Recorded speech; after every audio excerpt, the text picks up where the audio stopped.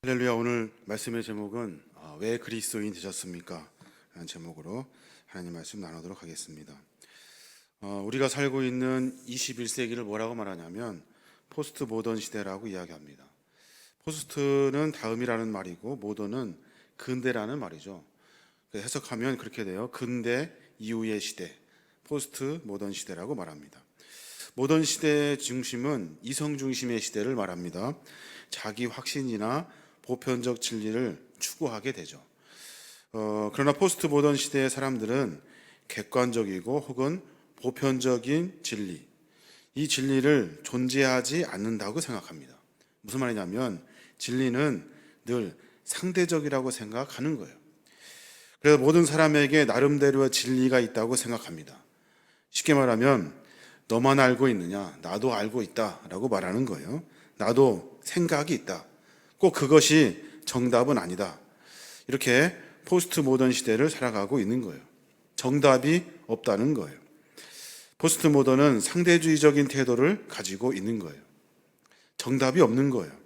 근데 이 생각은 굉장히 위험한 생각입니다. 왜냐하면 우리가 꼭 지켜야 되는 이 본질에서 멀어지기 때문에 그렇습니다. 문제에 정답이 있느냐라고 말하면서 정답이 없다. 정해진 공식은 없다라고 말하면서 점점점 본질에서 멀어지게 되는 겁니다. 본질에서 멀어지게 되면 이제는 정말로 중요한 본질, 어디가 얼마큼 왔는지도 모르는데 어느 순간 잘못됐다는 사실을 깨닫고 돌이켰을 때 이미 너무 멀리 와버리게 되는 겁니다. 그래서 개인적으로 객관적이고 보편적인 진리가 없다고 생각하면서 사람들은 자기의 생각들이 다 맞다고 이야기를 합니다. 이런 상대주의적 태도는 영적인 면에서도 아주 심각한 문제를 가져옵니다. 종교, 너네들 종교만이 구원이 있느냐라고 말하면서 우리 종교에도 구원이 있다. 서로 상대방에게 구원이 있음을 서로 인정해 주자라고 그렇게 이야기하면서 종교 다원주의적 사고가 낳게 되는 겁니다. 정답은 없으니까 모두가 다 정답이라고 하는 거예요. 기독교만 진리냐? 불교도 진리다. 이슬람교도 진리다. 힌두교도 진리다. 가는 길과 방법이 다를 뿐 신은 같다. 라고 이야기하면서 모두가 다 보편적인 것들을 이야기를 합니다. 이것이 바로 포스트 모던 시대의 생각이 되는 거예요. 우리는 지금 포스트 모던 시대를 지나서 어쩌면 포스트 코로나 시대를 향해서 가고 있는 거예요. 코로나 이후의 시대를 우리가 가고 있는 거죠. 코로나19 이후에 몇 달 동안 교회 모임과 예배의 형식뿐만이 아니라 모든 것들이 다 바뀌고 있습니다. 이 상황에서 본질을 찾아가고 지키는 것이 굉장히 소중하고 중요합니다. 어쩌면 많은 것들이 바꾸어져서 우리가 무엇이 옳은지도 모르게 그냥 바꿔만 가다가 이제 정말로 잘못됐다는 사실을 깨닫고 본질을 향해 돌이키려고 했을 때 그때 너무 많이 와버려가지고 본질을 찾지 못하는 그런 순간이 오게 된다는 겁니다. 그래서 저는 교회 모든 활동이 중지되고 예배 형식이 변화되고 다시 이전으로 돌아갈 수 없을 때 우리의 본질이 무엇인가를 깊이 고민하고 이 본질을 꼭 붙들어야 한다는 겁니다. 신앙인으로서 본질을 묻는 질문, 우리가 과연 우리의 신앙의 본질이 무엇인가를 스스로 묻고 늘 그것을 고민하면서 살아야 하는 거예요. 시대는 자꾸 변해만 가고 있습니다. 그때 그 변화의 물결 속에서 자꾸 우리도 변해져 가면서 본질을 잃어버려서는 안 된다는 거예요. 본질을 찾기 위해서 신앙의 본질을 찾아가는 질문이 있습니다. 그 질문이 뭐냐면 나는 그리스도인인가? 라는 질문이에요. 내가 과연 그리스도인인가? 여러분 한번 각자 자기 스스로에게 한번 물어보시기 바랍니다. 나는 그리스도인인가? 그리스도인이라는 말은 무슨 말이냐면 예수님의 사람이라는 말이에요. 예수님의 사람. 예수님이 누굽니까? 예수님은 죄가 없으신 하나님이시고 그리고 그분이 우리에게 오셨다라고 성경은 분명히 가르쳐주고 있는 거예요. 베드로전서 3장 18절에 보면 그렇게 말하고 있습니다. 죄가 없으신 그리스도께서 죄인들을 위해 한 번 죽으신 것은 죄인인 우리를 하나님께로 인도하기 위해서입니다. 그분은 죄와 무관하실 뿐만 아니라 죄를 심판하시는 하나님이시고 죄 없으신 그분께서 우리를 하나님께로 인도하시는 분, 그분이 바로 예수님이라는 거예요. 그리스도인이라고 부를 때 예수님이 어떤 분이신지에 대한 명확하고 확실한 우리 고백이 있어야 하는 거예요. 갈라디아서 1장 4절에 보면 또 그렇게 말합니다. 그리스도께서 하나님 곧 우리 아버지의 뜻을 따라 이 악한 세대에서 우리를 건지시려고 우리 죄를 대속하기 위하여 자기 몸을 주셨으니, 무슨 말입니까? 이 악한 세대에 우리 죄 많은 우리를 위해서, 우리를 건지시기 위해서 자기 스스로 죄를 대속하기 위해 자기 몸을 내어 주셨대요. 그분이 바로 예수님이라는 거예요. 우리가 믿는 예수님. 이 악한 시대에 우리를 건지시려고 죄 없으신 분이 우리에게 찾아오신 거예요. 그래서 그분은 우리를 대신해서 십자가에서 자기 몸을 내어놓으시고 죽으신 분이시고 고통을 당하신 분이신 거예요. 이 예수님에 대한 본질적인 고백이 우리 안에 있어야 하는 겁니다. 근데 사람들은 그렇게 말해요. 왜 기독교는 사람들을 다 이렇게 죄인을 만들어버리냐고 이야기를 합니다. 죄인 만드는 것이 아니라 너가 누구인지를 가르치는 종교가 바로 기독교입니다. 네가 뭔데 주님이 너를 위해 오셨대? 네가 뭔데 그 몸을 내어주셨대? 도대체 네가 뭔데 그 뭐가 그렇게 대단하다고 십자가의 사랑을 너 때문에 이렇게 보여주셨냐는 거예요. 너를 다시 한번 되돌아보라고 말하는 종교가 바로 기독교입니다. 그래서 예수님의 말씀에 순종하고 따르며 그의 제자로 살아가는 사람들이 바로 그리스도인이 되는 거예요. 예수님이 나와 어떤 관계인지 분명하게 고백할 수 있어야 하는 거예요. 그래야 우리의 신앙의 본질을 꼭 붙들 수 있게 되는 겁니다. 그래서 우리는 그리스도인이 되는 거예요. 그리스도인은 순종하면서 그의 말씀대로 살아가는 거예요. 순종하라고 말하니까 마치 노예가 되는 것처럼 착각합니다. 그래서 무신론자들은 뭐라고 말합니까? 신을 인간의 필요에 의해서 만들어낸 허상이라고 이야기를 합니다. 신이 도대체 어딨냐는 거예요. 몇몇 교주들, 몇몇 사람들이 필요에 의해서 만든 허상이라고 말한다는 거예요. 사랑하는 여러분, 그렇습니까? 그렇지 않습니다. 하나님은 우리를 위해서, 우리를 긍휼히 여기셔서 우리를 위해서 우리에게 찾아오신 분이 바로 하나님이신 거예요. 사람이 교만하면 어떤 대상을 의지하는 것 상당히 자존심 상해합니다. 아니라는 거예요. 내가 스스로 할 수 있다고 말하는 거예요. 하나님과 같이 되려는 마음과 태도가 바로 교만이 되는 거예요. 예수님이 누구신지 우리가 분명히 고백할 수 있어야 하는 겁니다. 우리가 아무리 부인해도 하나님은 온 천지 만물을 창조하신 분이시고, 우리가 아무리 아니라고 이야기를 해도, 아무리 내 생각이 맞다고 주장을 해도 하나님은 우리의 하나님이 되시는 거예요.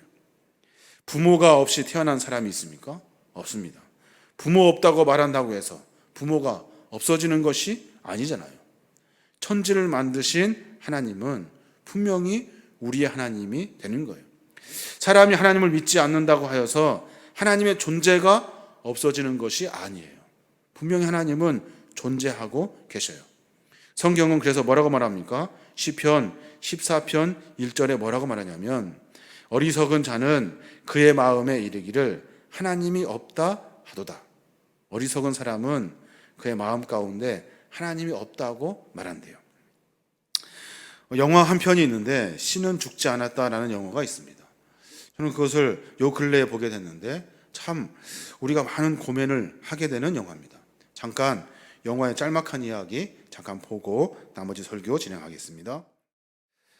신실한 크리스찬 신입생인 조시 휘튼과 무신론자 철학자 교수인 제프린 레디슨의 불꽃 튀는 논쟁이 벌어집니다. 조시는 상처받은 무신론자 철학자 교수 제프리로부터 수업 시간에 종이 한 장을 받습니다. 거기에 대해 뭐라고 쓰라고 하냐면 신은 죽었다라고 쓰래요. 그러면 학점을 주겠대요. 근데 어떤 신실한 크리스찬이 그렇게 쓸 수 없다고 이야기하는 거예요. 그런데 교수님이 그것을 증명하지 못할 경우 만약에 신이 있다는 사실을 증명하지 못할 경우 너는 낙제시킬 것이라고 이야기를 합니다. 저는 이 영화를 보면서 나 자신을 향해서 계속해서 그런 질문을 던졌습니다. 뭐냐면 나라면 과연 어떻게 했을까? 나라면 과연 어떻게 했을까? 여러분 어떻게 하시겠습니까? 만약 그 자리에 여러분이 있다면 하나님의 존재를 증명하는 어려운 길을 택하겠습니까? 아니면 간단하게 신은 죽었다라고 쓰고 학점도 받고 편한 길을 선택하겠습니까? 저나 여러분은 조시처럼 하나님의 존재를 증명하는 힘든 과정을 기꺼이 선택할 수 있어야 하는 겁니다. 신은 죽지 않았다. 이 편이 또 있습니다. 거기에는 강의실에서 성경을 가르치고 있는 선생님들에 대한 이야기가 나와 있습니다. 강의실에서는 성경을 말하면 안 되거든요. 근데 성경을 말하고 가르칩니다. 이것을 부인할 수 없다는 이야기가 또 나와요. 3편도 또 나왔는데 마치 오늘날의 그 코로나와 같은 현상에서 신앙인들이 고민하게 하는 영화가 3편인 것 같아요. 순식간에 교회와 교회에 다녔던 형제들과 같이 있던 친구들이 다 사라져 버립니다. 회의에 빠진 목사 데이빗이 부당한 교회 철거 명령에 맞서가지고 믿음과 신념을 되찾아가는 과정이 3편에 나와 있습니다. 잿더미가 된 예배당에서 십자가를 마주한 채 서 있는 주인공이 하나님께 질문을 던져요. 뭐라고 질문하냐면 모두가 다 부정하는 교회를 꼭 지켜야 합니까? 이게 그의 질문이에요. 또 하나는 하나님 정말 살아 계십니까? 저는 이 두 가지 질문을 받으면서 엄청나게 많이 고민할 수밖에 없었어요. 우리가 다시 신앙을 고민하고 생각할 수 있는 영화라고 생각합니다. 하나님, 모두가 다 부정하는 교회를 지켜야 합니까? 하나님, 정말 살아 계십니까? 모두가 부정하는 교회 안에 있으면서 신앙인으로서 가끔 절망을 만나지만 포기할 수 없는 것이 딱 한 가지가 있더라고요. 그것이 뭐냐면 나는 그리스도인이라는 거예요. 나는 그리스도인. 하나님이 목사로 불러오고 장로로 불러주고 권사로, 안수집사로, 집사로, 성도로 불러주셨는데 왜냐하면 우리를 그리스도인이 되게 하셨다는 거예요. 이 시대 가운데 우리가 왜 쓸데없이 이런 고민을 하게 됩니까? 우리는 그리스도인이기 때문에 그래요. 여러 시대를 거쳐나가면서 여러 가지 생각이 우리의 삶을 지배합니다. 그러면서도 우리가 잊지 말아야 하는 것은 우리는 그리스도인으로 부름을 받았다는 사실이에요. 자, 여러분, 우리가 왜 그리스도인이 되었습니까? 저는 제 스스로 이 질문을 저한테 던졌어요. 너는 왜 그리스도인이 되었니? 한 가지 기억해 보면 세상에는 기독교만 있는 것이 아니잖아요. 불교, 이슬람, 힌두교 많은 종교가 있습니다. 그런데 왜 하필이면 기독교 신자가 되었을까요? 가족이 그래서? 아니면 누가 나한테 뭐라고 해서? 사실 이 모든 것들은 저는 내가 선택해서 된 일이라고 생각했어요. 내가 선택해서 나는 그리스도인이 되었다. 근데 사실은 그것이 아니라 하나님이 나를 선택해 주신 거예요. 하나님이 나를 선택해 주신 거예요. 내가 그리스도인이 된 것은 부모나 스승이나 친구의 영향이 아니라 나의 결단도 아니라 나를 끈질기게 쫓아오신 예수님의 사랑 때문에 내가 그리스도인이 된 거예요. 계시록 3장 20절에 보면 그런 말씀이 있습니다. 볼지어다 내가 문 밖에 서서 두드리노니 누구든지 내 음성을 듣고 문을 열면 내가 그에게로 들어가 그와 더불어 먹고 그는 나와 더불어 먹으리라. 이 말씀 여러분 잘 기억하셔야 되는데 제가 마음 문을 연 것일까요? 아니면 예수님께서 문을 여신 걸까요? 내 마음의 문을 누가 연 거예요? 문을 연 거는 저지만 예수님께서 계속해서 두드리지 않았다면 아마 결코 열지 않았을 거예요. 그래서 사도 요한은 이렇게 말해요. 요한일서 4장 19절에 우리가 사랑함은 그가 먼저 우리를 사랑하셨습니다. 우리가 그리스도인이 되려고 맘먹고 선택한 것이 아니라 그분께서 우리를 그리스도인 삼으시려고 찾아와 주시고 기다려 주신 거예요. 우리가 그리스도를 먼저 사랑한 것이 아니라 그리스도께서 우리를 먼저 사랑해 주셨다는 거예요. 저와 여러분이 그리스도인이 된 것은 그리스도를 믿기로 결단했기 때문이 아니라 주님께서 우리를 먼저 사랑하셨기 때문에 그런 거예요. 저는 제가 믿어주어서 된 줄 알았어요. 내가 그렇게 할게요. 내가 교회 다닐게요. 내가 믿음 가질게요. 해서 내가 허락해서 된 줄 알았어요. 근데 그것이 아니에요. 주님께서 우리에게 찾아와 주신 거예요. 계속해서 찾아와 주시고 문을 두드려 주시고 그리고 문을 반드시 열게 해 주신 거예요. 제가 계림교회 와서 처음 설교한 설교가 있는데 누가복음 15장을 가지고 제가 설교했던 기억이 납니다. 거기에는 세 가지 비유가 있는데 거기에 예수님의 마음을 이야기하고 있습니다. 잃은 양의 비유, 잃은 드라크마의 비유, 잃은 아들의 비유가 15장에 나옵니다. 거기에서 양을 잃었는데 찾지 않을 목자가 어디 있겠습니까? 다 찾죠. 돈을 잃어버렸는데 찾지 않는 주인이 있겠습니까? 다 찾습니다. 아들을 잃어버리는데 기다리지 않는 아버지가 있겠습니까? 없습니다. 끝까지 찾습니다. 예수님은 우리를 향해서 그렇게 사랑해 주시는 분이셔요. 우리를 끝까지 찾아와 주시고 우리를 그리스도 삼아 주시는 분이 바로 그분이신 거예요. 누가복음 15장 4절부터 보면 그렇게 말해요. 너희 중에 어떤 사람이 양 100마리가 있는데 그 중에 하나를 잃으면 99마리를 들여두고 그 잃은 것을 찾아내기까지 찾아다니지 아니하겠느냐. 또 찾아낸즉 즐거워 어깨에 메고 집에 와서 그 벗과 이웃을 불러 모으고 말하되 나와 함께 즐기자. 나의 잃은 양을 찾아내었노라 하리라. 내가 너희에게 이르노니 이와 같이 죄인 한 사람이 회개하면 하늘에서는 회개할 것이 없는 의인 99마리로부터 말미암아 기뻐하는 것보다 더하리라 라고 말씀하고 계셔요. 무슨 말입니까? 하나님은 우리를 끝까지 찾아오시는 분이신 거예요. 사랑하는 여러분, 꼭 기억하셔야 돼요. 우리가 그리스도인이 된 것은 내가 그리스도인이 되겠다 고백한 것이 아니에요. 결단한 것이 아니에요. 주님이 우리를 그리스도인 되게 하려고 끝까지 찾아오신 거예요. 하나님은 나를 찾아오시는 분이에요. 나에게 찾아오시는 분. 하나님의 목적이 바로 거기에 있는 거예요. 연약하고 부족하고 미련하지만 하나님 우리에게 찾아와 주셨어요. 그래서 우리로 하여금 그리스도인이 되게 한 거예요. 우리가 만약에 그리스도인이 됐다 한다면 그것처럼 교만한 것이 없어요. 주님이 우리를 그리스도인 되게 하신 거예요.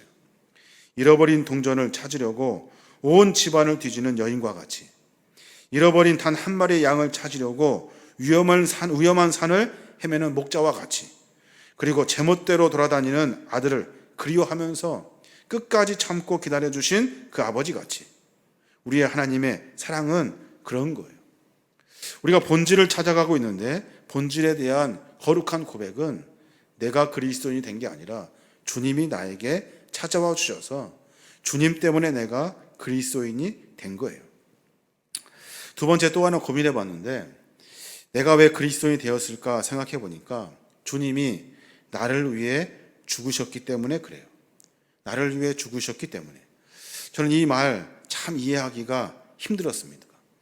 왜 이해하기가 힘들었냐면 죄인 때문에 죽었다고 말씀하셨는데 나는 죄인이 아니라고 생각했거든요. 그리고 또 내가 죽으라고 말하지도 않았어요. 근데 주님은 우리를 위해서, 나를 위해서 죽으셨어요. 생각하고 고민하면 고민할수록 어떤 답이 이어지냐면 분명한 것은 나는 죄인이라는 거예요. 그리고 내가 죽으라고 하지도 않았는데 그분은 나를 위해서 죽으신 거예요.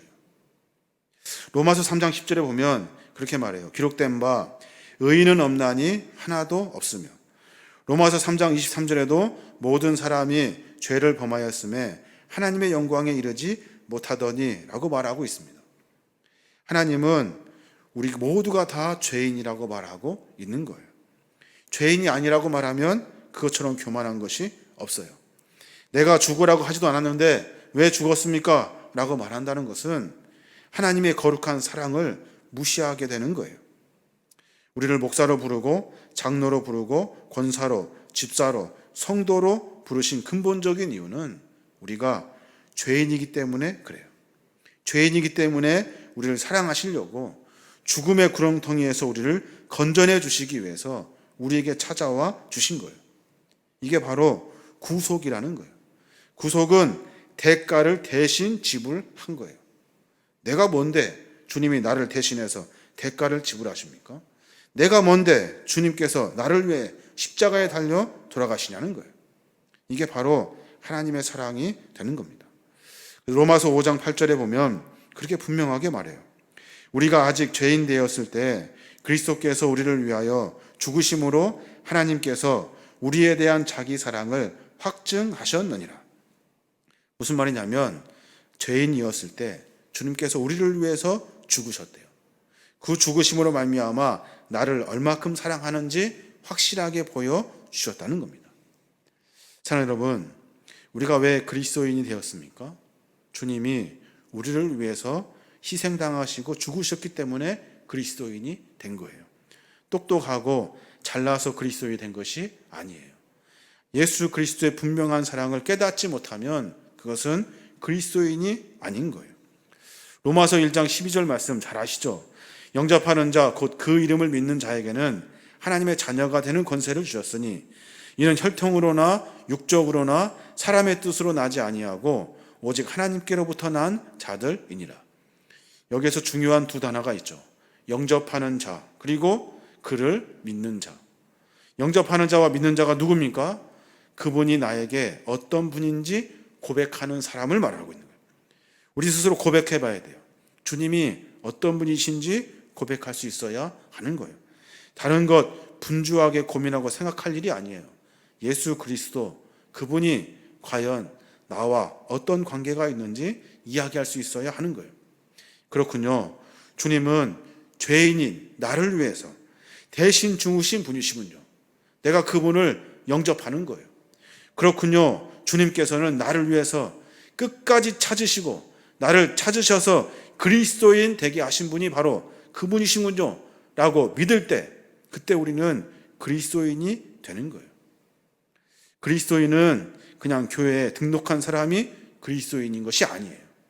예수를 어떻게 고백하느냐, 예수가 누구인지 고백하는 사람이 그리스도인이 되는 거예요. 우리의 삶을 한번 다시 점검해 봤으면 좋겠습니다. 여러분, 예수 그리스도가 누굽니까? 분명하게 고백할 수 있어야 하는 거예요. 여러분의 삶의 방식이 죄인의 삶에서 구원받은 자의 삶으로 살게 하신 그분이 누구냐는 거예요. 그분이 예수 그리스도라는 사실을 분명하게 고백할 수 있어야 하는 거예요. 저는 부족하고 연약해요. 저는 교만하게만 살았던 것 같아요. 주님이 누군지 잘 몰랐던 것 같아요. 그런데 분명하게 고백할 수 있어야 하는 거예요. 나는 죄인이고 주님이 나를 위해서 고생당하시고 십자가에 돌아가신 예수 그리스도, 그 사랑을 받은 자가 바로 나라는 사실을 고백할 수 있어야 하는 거예요. 또 한 가지 고민해 보게 되는데, 내가 왜 그리스도인이 되었냐면 예수님이 진짜이기 때문에, 예수님이 진리이기 때문에 내가 그리스도인이 된 거예요. 종교를 갖는 것은 참 좋은 일입니다. 종교는. 왜냐하면 종교를 가지면 분명히 많은 도움이 있기 때문에 그래요. 어느 종교나 좋은 이야기와 좋은 것을 가르치지 나쁜 것을 가르치진 않습니다. 예수님 믿는다는 것도 그래요. 큰 도움이 되고 위로를 얻게 됩니다. 그런데 진짜는 생명을 살리는 것이 진짜예요. 요한복음 14장 6절에 보면 예수께서 이르시되 내가 곧 길이요 진리요 생명이니 나로 말미암지 않고는 아버지께로 올 자가 없느니라. 왜 진짜입니까? 사람들은 참된 길을 찾기 때문에 진짜인 거예요. 진짜는 생명을 살려내게 되는 거예요. 사회적으로 무리를 일으키는 사이비 집단, 길이 될 수 없고 진리가 될 수 없습니다. 많은 사람들을 사망에 이르는 여러 가지 일들, 진리가 될 수도 없고 생명이 될 수도 없습니다. 다른 사람들에게 방해가 되고 해가 되는 종교는 진리가 될 수가 없고 생명이 될 수가 없어요. 그것은 진짜가 아니에요. 참된 가치는 생명을 살리는 것이 참된 가치가 되는 거예요. 왜 그리스도인이 되었습니까? 라고 묻는다면 생명 살리는 가치를 깨달았기 때문에 그리스도인이 되고자 한 거예요. 교회나 그렇고 많은 사이비 집단이 그렇고 생명 살리는 데는 관심이 없고 다른 것에 관심이 있다면 그것은 가짜예요. 가짜, 진리가 아닌 거예요. 그리스도인은 반드시 생명과 구원을 많은 사람들에게 가르쳐주고 생명을 건져내는 일을 감당하는 것이 그리스도인이 되어야 하는 거예요. 우리에게 물어야 돼요. 나는 과연 생명 살리는 일에 지금 현재 매진하고 있는가? 일하고 있는가? 물어야 하는 거예요. 오늘 우리가 읽었던 본문 마태복음 10장 32절부터 33절의 말씀, 굉장히 의미시장한 말씀을 예수님이 하고 계셔요. 누구든지 사람 앞에서 나를 시인하면 나도 하늘에 계신 내 아버지 앞에서 그를 시인할 것이요, 누구든지 사람 앞에서 나를 부인하면 나도 하늘에 계신 내 아버지 앞에서 그를 부인하리라. 사람 앞에서 예수 그리스도를 시인한다는 것은 무엇입니까? 예수님이 어떤 분인지 내가 느낀 것을 말하는 거예요. 내가 받은 은혜를 다른 사람들에게 전달해 주는 거예요. 나를 살리신 예수 그리스도가 당신을 살리실 겁니다 라는 그 고백을 우리가 할 수 있어야 하는 거예요. 그때 그 시인한 사람들을 통해서 하나님은 하늘에 계신 아버지께 내가 똑같이 말해 준대요. 다른 사람들 앞에서 나를 부인하는 것은 무엇입니까? 생명의 일도 하지 아니하고 주님이 어떤 사명을 감당하는지도 모르고 하나님이 어떤 마음을 품고 계시는지도 모르고 내 뜻대로 내 마음대로 살아가는 것을 말하고 있는 거예요. 그리스도인은 그런 삶을 살 수가 없어요. 그러면 하늘에 계신 네 아버지께 그대로 너를 부인하면서 말해줄 것이라고 주님 말씀해주고 계시는 거예요. 왜 그리스도인이 되셨습니까? 여러분, 여러 가지 복잡한 이야기를 들었습니다마는 우리가 분명한 본질을 찾아야 하는 거예요. 여러 시대를 거쳐가면서 자꾸만 사람들은 삶을 변화시키고 변화하면서 살고 있어요. 거기에 순응한 것이 먼저가 아니라 우리의 본질이 무엇인지 찾아야 하는 거예요.